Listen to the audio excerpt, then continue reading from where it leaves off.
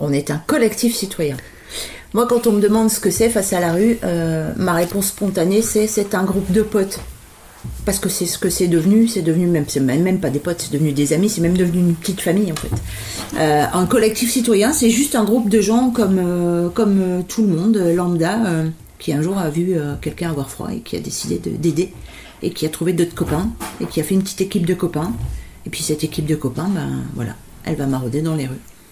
On est collectif citoyen et fiers de l'être, et on va passer en assaut pour avoir des aides, oui, ça c'est sûr.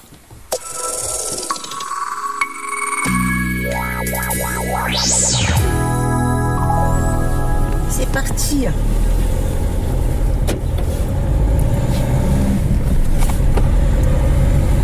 Jessica, elle est présidente de l'association des parents d'élèves de l'école dans laquelle était son fils en primaire. Elle est très impliquée dans pas mal de choses sur la ville ici. Elle s'est impliquée en politique également aux dernières municipales. Donc c'est quelqu'un, quand tu l'appelles, t'as même pas besoin de l'appeler quand t'as besoin, quoi. En fait, elle est là avant même que... Et donc elle peut pas se permettre de marauder parce qu'elle a des emplois du temps de fou avec son boulot. Et du coup, elle aide autrement, tu vois, là, voilà. Elle a s'occupé de gérer la soupe et de la chauffer, de nous la préparer.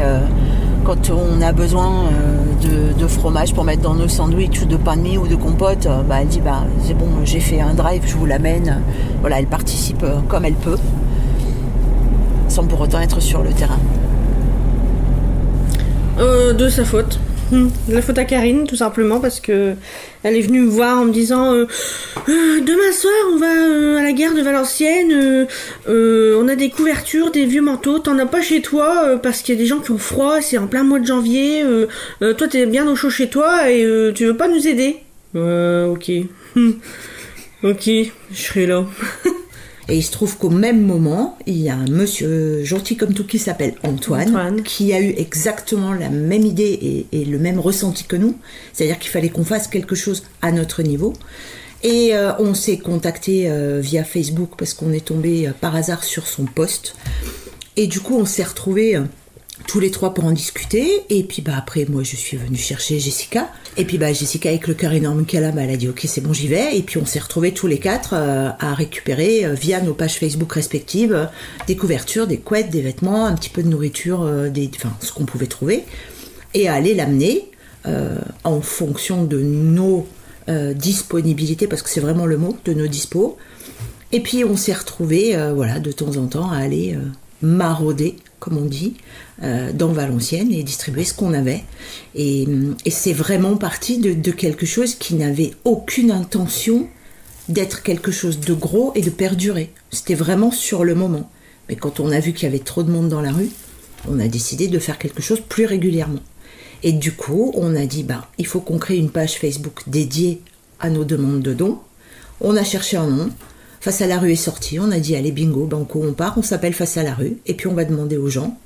Et les gens ont commencé à répondre à nos posts sur notre page Face à la rue, à partager chez eux, puis les partages ont commencé à devenir de plus en plus nombreux.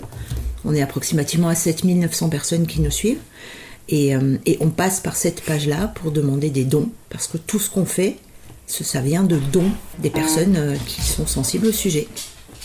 Et il y a des gens qui n'ont pas le temps, qui n'arrivent pas forcément à aller vers les SDF, et c'est leur façon de pouvoir nous aider et de se dire je peux pas le faire mais j'aide en arrière. Donc les gens qui sont en off, c'est quand même sympa parce que grâce à eux on n'est pas obligé de toujours sortir de l'argent de notre poche parce que on pourrait pas. Dès qu'on met un poste, limite on est débordé de dons, on vous offre une palette d'eau. C'est 10 kilos de café, extraordinaire quoi. Donc c'est vrai que toutes ces personnes-là, c'est vraiment génial. Là, il y a 2 jours, j'ai quelqu'un qui m'envoie un message.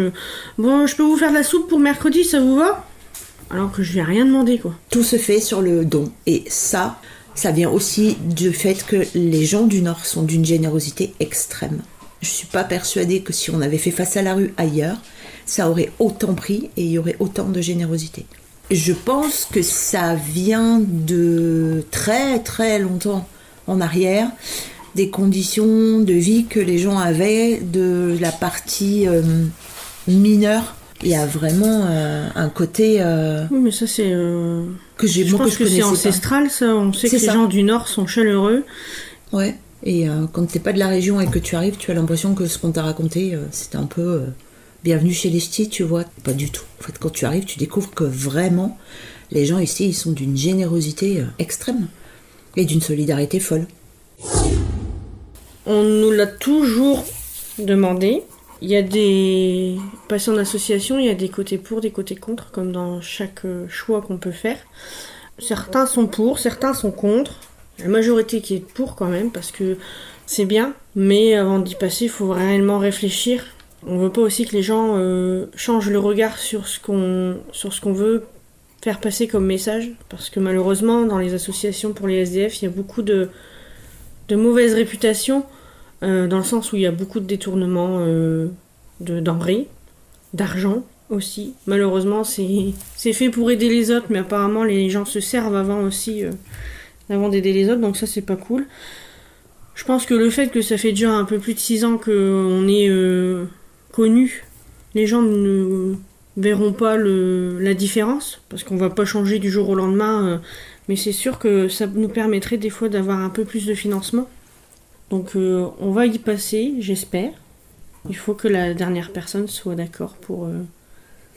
On va être clair, la dernière personne c'est moi. Soyons francs et honnêtes. Je suis en charge du dossier.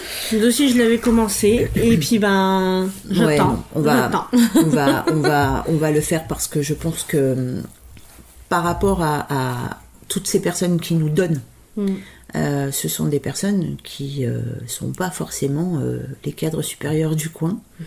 Ce sont des gens qui n'ont pas forcément des revenus très très élevés, mais qui ont cette solidarité chevillée au corps. Et on sait que la situation actuelle, elle est très compliquée pour tout le monde. Donc, je pense qu'on risque d'avoir un peu moins de dons. Du coup, passer en association, même si on n'a pas beaucoup d'aide, ça nous permettra d'avoir à minima quelques partenariats avec des magasins, des grandes surfaces ou même des petits magasins aux alentours, qui eux ne donnent que s'ils peuvent justifier, parce que ça leur fait des déductions, il ne faut pas se mentir, c'est logique. Donc oui, on va le faire. On va le faire. Je vais te le signer, ton papier.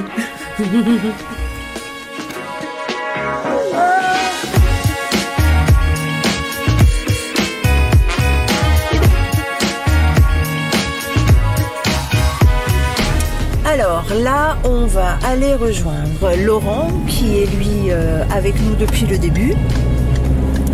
Et on va rejoindre également Aurélien, qui est le fils de Laurent, donc qui n'habite pas du tout dans la région, mais généralement quand il est chez ses parents en vacances, il vient toujours participer au moins à une maraude. C'est un jeune homme qui est super investi quand il est là, qui discute beaucoup avec les loulous et avec qui ça passe très bien, qui est plein d'humour et qui a un abord très simple. Donc voilà, ça c'est un truc hyper important avec eux. Quand on arrive toujours avec le sourire et du coup on est bien accueillis. On va se poser sur un parking où on va finir de préparer les chariots. Donc ce qu'on a récupéré là, des petits biscuits, des compotes, etc. On va tout bien remettre dans les chariots. Et puis on va y aller. Et on va commencer par l'hyper-centre sur la place d'Armes devant la mairie. Salut les gars! Salut. Ça va? Ça va. Salut toi! T'as des trucs dans le coffre? Oui, j'ai des trucs dans le coffre et... Aïe. Alors, nos caddies de grand-mère, comme je les appelle, qui nous servent à transporter tout ce qu'on emmène pour les maraudes. Donc on a un caddie avec les jus de fruits et des compotes, un caddie avec des biscuits et de l'hygiène, un caddie avec des packs d'eau, pas des bouteilles d'eau, et un caddie où on a les thermos avec les soupes et le café qui a été préparé par Laurent. Ça, on n'en aura pas besoin. Et ça, j'avais pris au cas où. On n'en aurait pas assez, mais je pense qu'on en a assez, non? Des sacs. Ah oui, c'est ouais, bon, il y en a assez. Assez. Très bien. Donc chaque chariot est un peu dédié, on va dire, à une des composantes de nos petits sachets qu'on va distribuer. Et là, on va commencer tout de suite, en fait, parce qu'on a une petite dame qui est juste à côté de là où on est garé, juste derrière nous. Je sais pas. Bonjour. Bonjour. Bonjour madame. Ça va bien. T'as arrêté la marche? Ah ouais.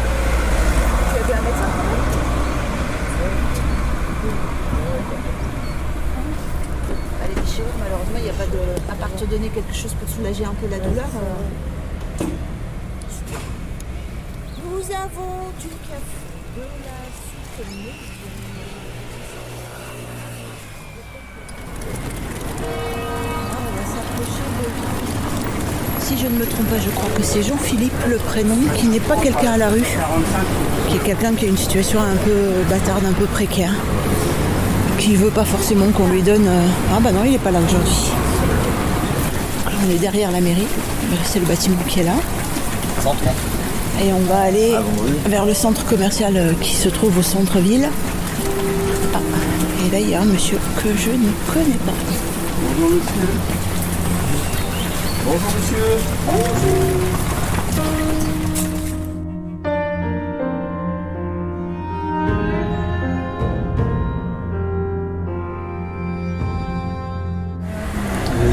Je suis en panique depuis ce matin quand je vois ce que vous restez un peu là? Jusque 4h, à 4h, il faut que j'aille chercher mon outil au centre ailleurs. Ok, je vais aller vous faire quelques courses. Je ne vais pas pouvoir vous faire 40 euros. Mais je vais vous ramener des choses. Allez, je te confie ça, du coup, je vous retrouve de l'autre côté. Je vais juste là faire Restez pas, quand vous avez les courses, restez pas là. Repartez chez vous parce que sinon... Ouais, vous allez attirer l'attention et par contre, ouais. Il faut partir après. D'accord. Je vous retrouve de l'autre côté du...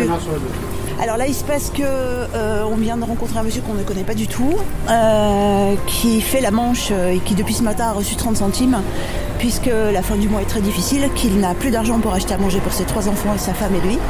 Et que donc il est complètement désespéré parce que ça fait 3 jours que les enfants ont rien à manger. Donc là on a donné ce qu'on avait, c'est-à-dire les sandwichs, etc. Et il a apparemment frappé à toutes les portes et il n'a pas eu d'aide. Et là c'est mon cœur de maman qui parle quoi. Donc j'ai ma carte bleue sur moi, je vais aller chercher de quoi leur faire au moins un repas ce soir. Donc je rentre dans le petit supermarché qui est à côté de nous là, et puis je vais aller lui chercher le basique pour faire à manger ce soir aux enfants.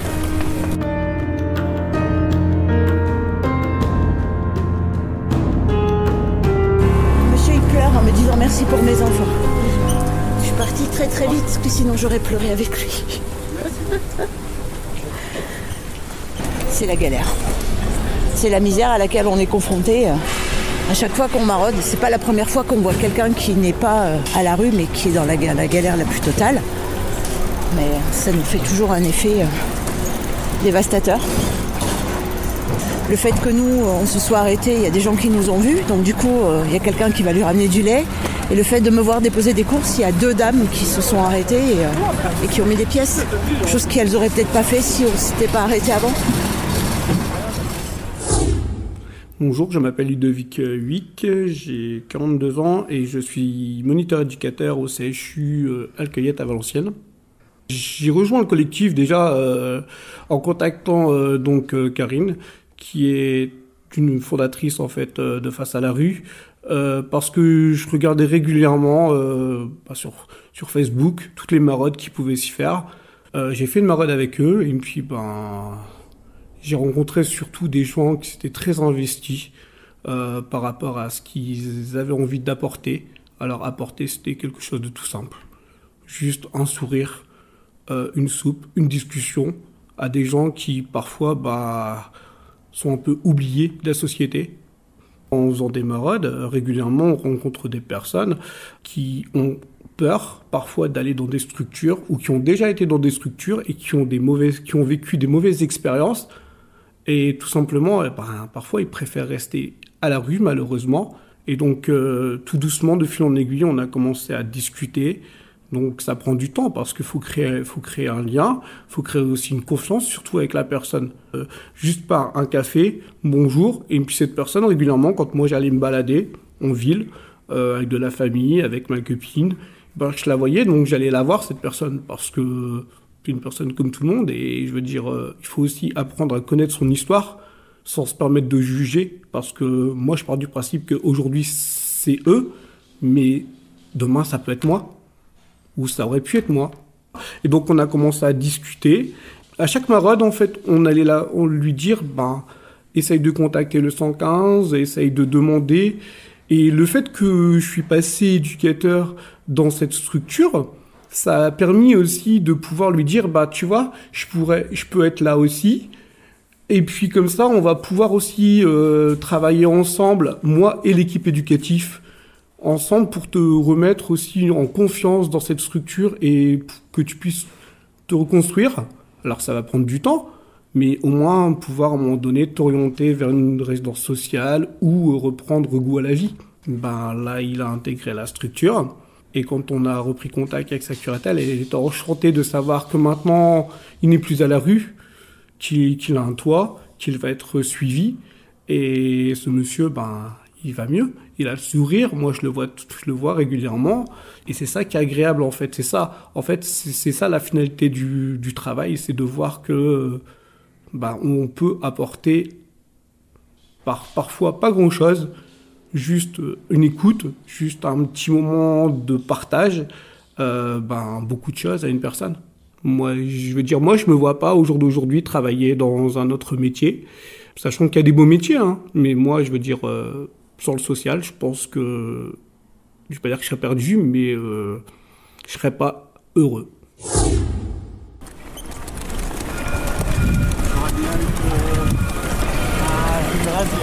Ils sont tous partis à la plage en fait. Alors ils sont passés, le marécotier est passé, il va dire. La municipale en fait, donc la mairie, ne veut pas qu'ils soient dans les parages quand il y a le marché. Alors déjà de base ils veulent pas, mais alors en plus quand il y a le marché, donc ils passent souvent pour les dégager. On prendra la rue de Paris, il y aura peut-être devant... Ils sont tous en garde à vue, tu crois? On rigole, mais si ça se trouve, Oula. Alors là, par contre, je pense que là, on va déposer juste un sachet. Donc là, en fait, on a un monsieur qui, à mon avis, est fortement alcoolisé, qui fait la sieste, allongé sur le sol, avec la tête sur sa paire de baskets, pour avoir un coussin. Et du coup... on va pas le réveiller, ça sert à rien, donc on va lui faire un petit sachet avec tout ce qu'on a et puis on va lui déposer et il aura la surprise de le trouver quand il va se réveiller tout à l'heure. Donc là par contre tu vois le monsieur il a toute sa vie avec lui là. Il a 3 sacs à dos, un sac de course, donc c'est quelqu'un qui est vraiment dehors complètement. Tu as tout un tas d'histoires de vie qui sont extrêmement différentes. Donc tu vas du jeune qui s'est fait jeter dehors par ses parents pour une raison X ou Y, qui a 18 ans, qui dépendait du système social d'aide à l'enfance, qui à l'âge de 18 ans quitte les structures et se retrouve dehors sans rien, parce qu'il n'y a pas vraiment de suivi. Tu peux avoir le mec qui a divorcé, qui a pété les plombs, qui a tout perdu, qui est tombé dans l'alcool et qui du coup s'est retrouvé dehors. Une majorité d'hommes, mais avec quand même quelques femmes qui, elles, sont tombées à la rue jeunes pour la plupart du temps, parce que jetées dehors par les parents, et puis après, elles sont tombées dans des consommations de produits pas très légaux. Elles ont dû survivre comme elles pouvaient en pratiquant des activités pas très top. Et puis beaucoup qui malheureusement... Ah si, il est là! Ça va mon loulou? Salut. Ça va? Ça va. Est-ce que tu voudrais goûter notre soupe à l'oignon maison? Non. Moi tu m'énerves, tu veux jamais de notre soupe? Jamais. Moi je suis déçue, Maman tu me déçois. Là tu me déçois, mais tu me déçois. C'est très bien la soupe, j'aime pas non. Café? Je sais, je crois. Non, café, je viens d'en boire un. Tu viens d'en boire un? Bon, même pas. Je viens de m'offrir un café dans... Tranquille. Ça c'est Bébert et Annabelle qui viennent de klaxonner. Ouais. Eh bien, c'est Annabelle et Bébert, qu'on appelle Bébert, qui s'appelle Bertrand. Bertrand, c'est quelqu'un qui avait, une fois qu'il a eu installé sa femme dans une belle maison et sa fille dans une belle maison qu'il a construite lui, il a décidé de tout lâcher, il est parti. Il a tout laissé, il est parti à la rue. C'était son choix, c'était sa décision, il voulait être libre. Donc il a vécu à la rue longtemps. Il a eu un appartement sur une ville voisine qui s'appelle Maubeuge, mais en fait son appartement il n'y était jamais parce qu'il s'y sentait enfermé, il se sentait pas bien. Donc il était toujours à Valenciennes dehors avec les copains. Et puis il y a 2 ans maintenant, il a rencontré Annabelle, qui était une bénévole dans une autre association. Et puis ils sont tombés amoureux. Et puis ils ont démarré une histoire d'amour. Et puis maintenant, ils sont ensemble. Et il a son appartement. Et puis elle veille sur lui. Et il s'est sorti de la rue. Il est toujours très présent pour les copains de la rue quand ils ont besoin. Pour la fête de la musique, par exemple, il a eu l'idée d'organiser la fête de la musique des poteaux de la rue. Donc avec d'autres assos, ils ont mis des tables, chacun a amené une salade, un machin, un truc. Et ils se sont fait leur petite fête de la musique là, sur le trottoir, juste derrière nous là. Et c'est quelqu'un qui a beaucoup d'empathie pour ses copains de dehors. Et maintenant que lui s'en est sorti, comme il dit, je vais pas les abandonner. Mais ouais, c'est un super petit couple. Et là, on pensait trouver nos copains de dehors ici. Oui, ils ont fermé le squat de Dimitri. Alors là, tu vois, pendant des années, alors c'était le squat de Dimitri, mais c'est le squat où tous les autres, quand ils avaient besoin d'un truc ou de se mettre à l'abri, venaient. Donc c'était, entre guillemets, son logement, très insalubre, dans un état pitoyable. Et ils venaient tous squatter, se bagarrer un peu, enfin bon, bref, faire leur vie, quoi. Et puis Dimitri, à force d'avoir ce genre d'histoire qui lui tombe dessus, il s'est fait virer et ils ont condamné le squat. Donc il est reparti à la rue, complètement.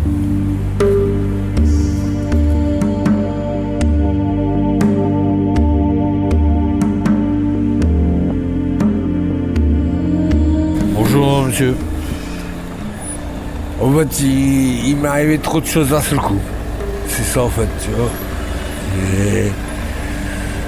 J'ai perdu mon père, j'ai commencé comme ça. Ouais, même encore maintenant c'est encore compliqué, t'as vu. J'ai du mal à m'en remettre. J'ai avec lui et ma grand-mère ici, et ma grand-mère est partie, et mon père est parti. Du coup, voilà, je suis tout seul. Et voilà, en fait, tout s'est effondré autour de moi. J'habitais là-bas au coin. Mais bon, à l'origine, j'étais un seul. Mais bon, j'ai plus de famille là-bas, donc j'étais ici par rapport à des histoires, et bon, voilà quoi. Maintenant, je suis ici.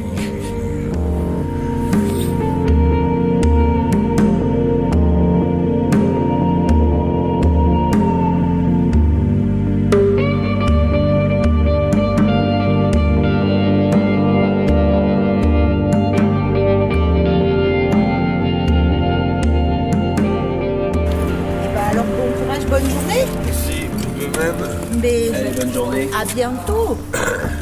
Sois sage. Dimitri, adorable. Le nombre de fois où j'ai dû appeler les pompiers, par contre, parce que il a quelques problèmes de santé. Et puis des fois il consomme un peu trop de 8-6, la bière de la rue. Et puis des fois il a pris des choses pas très recommandables. Donc j'ai dû faire appel aux pompiers plusieurs fois avec l'équipe pour lui. Et Dimitri, quand il était dans son squat, il vivait avec Tania.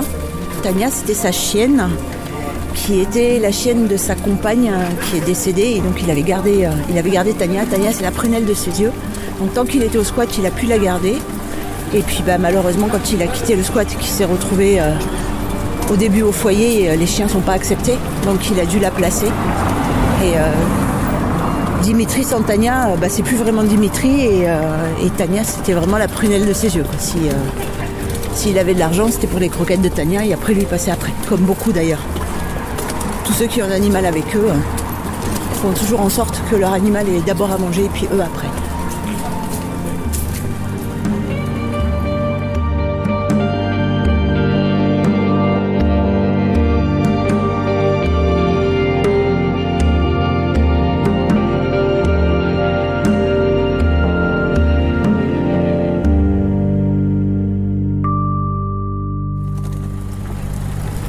Donc là, on arrive devant la gare.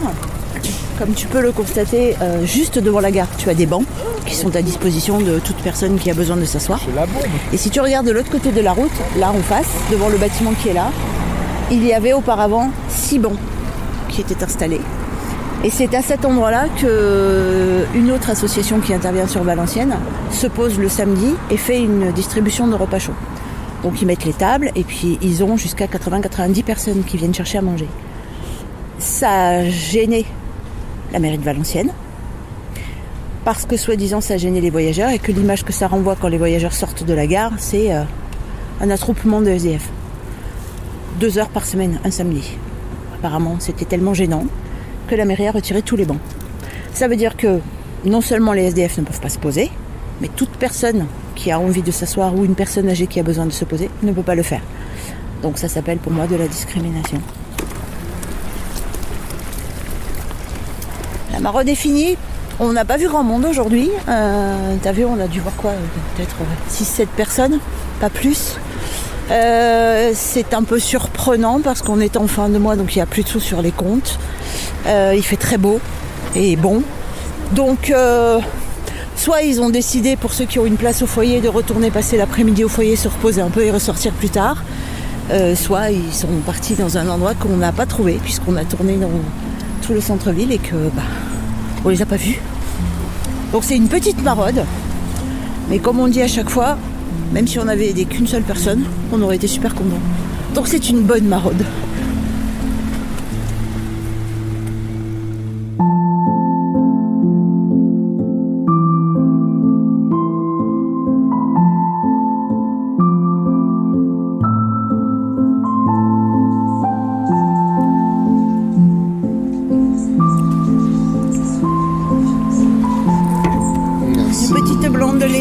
Pour le jeune homme.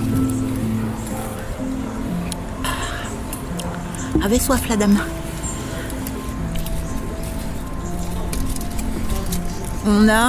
Je suis même plus capable de te faire le décompte du nombre de loulous qu'on a perdu ces 4 dernières années. Joël qui avait 57 ans et qu'on a retrouvé dans le canal de l'Escaut, flottant un matin, qui lui a donc été clairement assassiné, c'est le mot qui convient. Bon, c'est qui? Ce sont 2 personnes alors une des 2 qu'on continue à fréquenter, puisque c'est quelqu'un qui est à la rue, c'est une femme. Et après, à partir de là, ça s'est enchaîné. Dans le désordre, on a perdu Logan qui avait 33 ans et qui a lui aussi été jeté dans l'Escaut et qui donc s'est noyé. On a perdu Davy qu'on a retrouvé décédé sur un banc devant la gare. Lui, il est décédé de corps fatigué, de trop d'abus et voilà, il avait 40 ans mais il avait trop abusé de tout un tas de choses qu'il n'aurait pas dû consommer. Et puis on a eu le décès de Joris qui était un de nos loulous les plus discrets qu'on a retrouvé dans un ancien entrepôt à Valenciennes, qui lui a été battu et torturé parce qu'il était gay. Enfin, c'est du moins l'explication que les 2 comparses ont donnée. Et il y a 2 ans, dans l'Escaut, on a retrouvé des morceaux de corps. Et il s'est avéré que, en fait, c'était des gens de la rue. 7 personnes ont été mises en cause, ont été arrêtées. Et ce sont des personnes qui fréquentent ou qui sont dans la rue, qui ont commis ces actes-là aussi. On en a eu un peu trop auxquels on a participé, des obsèques, c'est un peu trop compliqué. On aimerait bien ne plus en avoir, mais je crois que c'est pas possible. Tant qu'on n'aura pas résolu le problème des personnes qui sont à la rue, on enterrera encore des loulous. On peut pas dire qu'on soit très très aidé. Le 115 par exemple, qui est le numéro d'appel d'urgence quand on voit quelqu'un qui est en détresse dans la rue, ils font des tournées avec leur camion, ils vont à leur rencontre, ils les connaissent très bien. Mais pour les aider, encore faut-il qu'eux-mêmes aient les moyens de le faire. Parce qu'ils n'ont pas. On appelle à 8h30 du matin pour demander une place pour le soir et qu'on te dit c'est plein. Et on fait quoi? Je sais pas. Je sais pas quoi te répondre. J'ai pas de moyens, j'ai pas de solution. C'est extrêmement compliqué. Donc c'est encore moins un petit collectif citoyen avec 24 bras, puisqu'on est à peu près 12 dans l'assaut, pas dans le collectif, c'est pas normal que ce soit à nous de faire ce genre de choses. Et c'est pas nous qui arriverons à faire mieux que des structures qui sont censées avoir des moyens pour le faire. Alors nous, voilà, on agit comme un simple citoyen lambda. Quand il faut mettre quelqu'un qui est à la rue, à l'abri l'hiver parce qu'il fait froid, on prend notre carte bleue et puis on va chercher une chambre la moins chère possible. Alors avec l'aide des hôteliers du coin, c'est sympa parce qu'ils nous font des tarifs, mais bon, il faut sortir 50 balles quand même au minimum pour mettre quelqu'un dans une chambre. C'est toi, citoyen lambda, qui le fait. C'est pas normal. Donc ma colère à moi, en fait, c'est la colère générale de toutes les personnes qui sont en contact avec eux et qui voient que, en fait, quand ils veulent qu'on les aide aussi, attention, parce qu'il y en a qui veulent pas qu'on les aide. C'est pas une critique, c'est un constat. Il y en a qui veulent pas sortir de la rue parce qu'ils se sentent pas capables de retourner dans une société cadrée avec des règles, des impératifs, des obligations. Voilà. Quelque part, être dans la rue, t'es pas bien, mais t'es libre. Mais quand ils veulent qu'on les aide et qu'on peut rien faire, on n'y arrive pas. Ça nous met en colère, ça nous fait mal. Surtout quand tu découvres que celle ou celui que tu as voulu aider, on l'a retrouvé noyé dans le canal. Et tu te dis, si on avait réussi à le sortir avant, ça se serait pas fini comme ça. Donc la rue, c'est la jungle. Et maintenant, je vais manger mon sandwich.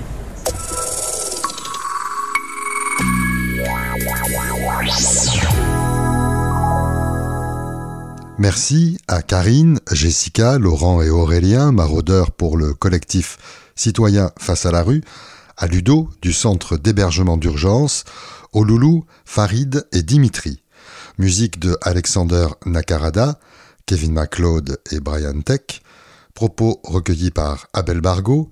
Face à la rue, un podcast natif de la série Volontaire de Sédition au pluriel.fr.